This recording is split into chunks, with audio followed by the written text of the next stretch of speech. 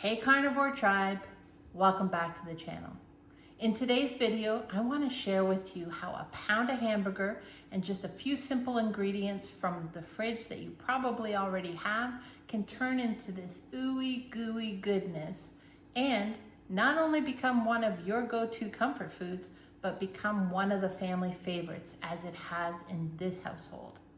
Let's not waste any time and let's get right into making this goodness. Okay, tribe, so this one's for when cheesy craving hits and or if you're just getting a little tired of hamburgers. Or, honestly, for me, it's just when I want a warm bowl of some saucy goodness. This one I don't have every week. I might not even have it every month. And please check into whether your body can tolerate this amount of cheese. Everybody is different. So we start with this pound of beautiful ground beef. The fattier the better, obviously. This one is 8812 from Costco. It's the best I can get in the area. So I typically add butter or some tallow or even bacon grease depending on my mood. Today I decided to add some butter. So we're going to break up this beef. We're going to make sure that we get it evenly cooked. And don't be scared to add even more butter to the pan while you're cooking. It really all ends up adding to the goodness and the richness of it all. I used to grow up, my dad used to make what's called beef stroganoff. And that was with stewing beef and lots of cream and lots of spices and lots of noodles. Now you can make carnivore noodles if you really want to go to that extreme, but I'm fine. The flavors in this are so good that I don't care about not having noodles. So I kind of gave away a little bit about what this is kind of going to turn out like. So let's continue to keep cooking this beef. We want to make sure, at least with me, I have to watch because I have a gas stove. So I don't want to burn the beef. I don't want to have hard crunchy bits in my meal, but we do want to play with the heat a little bit while we're cooking. So we're just making sure that we cook this thoroughly. I'm going to add, as you can see, salt.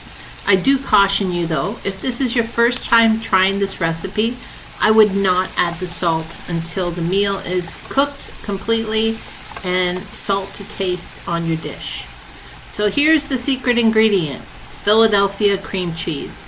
I know some of you are going to cringe at the thought of me using Philadelphia cream cheese, but it's the cleanest one that I can find here in my area.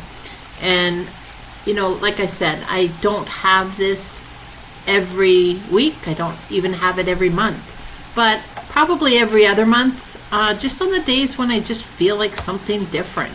And the beauty about this is most times, at least if you have defrosted or fresh ground beef in the fridge, a lot of us might have a cream cheese in the fridge. So if you have these two ingredients, that's really the base of this meal.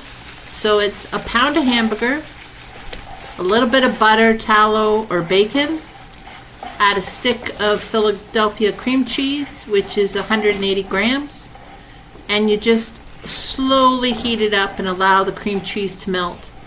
It looks a little, to be honest, disgusting at this stage, but it does come together nicely. So just be patient with it on low heat and let it continue to melt that cheese. Continue stirring it so you don't get any crunchy bits forming or burning the cheese.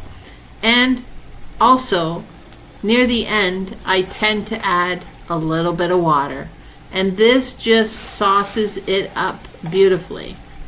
So I'll continue stirring here for probably about another 10 minutes or so, and we'll fast forward that in the video. So I mentioned earlier that this meal can tend to get a little salty. I personally do add salt because I have worked up to that amount of salt. Probably for the last 3 months I've been focusing on increasing my salt intake slowly, and I'm up to about 2.5 teaspoons of salt a day now. So Please don't add salt unless you like things heavily salted, because you might find that with no salt, it's actually salty enough for you. You probably just saw a sneak peek of the pre-cooked bacon that I took out of my fridge. So if you want to make a bonus level stroganoff, bacon bits added to it, you can't go wrong. It's always a win, and it's definitely a win with the family. It almost as if the little pieces of bacon in there feel like you're substituting it for noodles. And I've never had anyone say they haven't enjoyed this dish, especially on a cooler evening. It is definitely a go-to.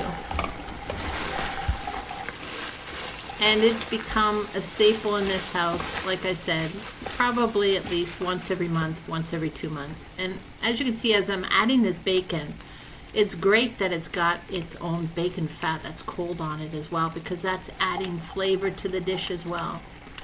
Don't be scared to add fat. Fat is our friend. And I just want to caution everybody, cheese can be very inflammatory, so please try this dish, but listen to your body and see how it reacts to the amount of cheese. It's a very rich dish, so you don't need a lot. It's typically why I don't have it as a regular meal, because I don't want to fill up on cheese and cause inflammation in my body. I want to fill up on beef and get the nutrients out of beef. So because I eat less of this, because it's so rich, obviously I'm not getting in the amount of beef that I want to daily, which for me right now is about 1.5 pounds to 2 pounds of meat. So we all have to play. We're all slightly different, but hopefully this gives you some idea on how to switch things up when you get a little bored. And it can be one of your go-to recipes, not an everyday recipe, but a go-to recipe to switch things up. And here's what the final product looks like. Ooey gooey, delicious. Oh, can't say enough about it. That's it for today, everyone. I hope you enjoyed the video, and we'll see you next week. And have a great week, and love you guys. Take care. Hasta luego. Steak on my plate, it's a dream come true. Butter melting down like morning dew.